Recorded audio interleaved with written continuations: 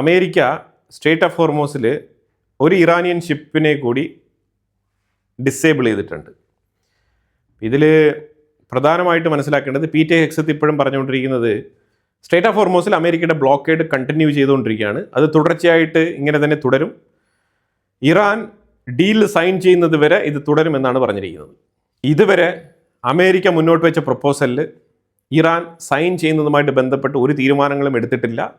US-ൻ്റെ law makers, അവരുടെ parliamentarians ആരും തന്നെ ഈ പ്രപ്പോസലിനെ അംഗീകരിച്ചിട്ടുമില്ല എന്നുള്ളതാണ് മനസ്സിലാക്കേണ്ടത്. ഇറാൻ്റെ ഉള്ളിൽ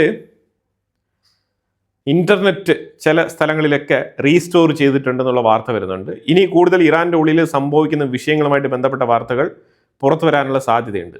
അതെങ്ങനെയാണ് അവർ ഉപയോഗിക്കുന്നത് എന്നതനുസരിച്ചിട്ട് ഘട്ടം ഘട്ടമായിട്ട് ഇറാൻ്റെ ഉള്ളിൽ മൊത്തത്തിൽ ഇൻ്റർനെറ്റ് ഫുൾ ഫ്ലഡ്ജിൽ ഓപ്പൺ ചെയ്യാൻ വേണ്ടിയിട്ട് IRGC തീരുമാനിക്കുമെന്നാണ് പറഞ്ഞത്.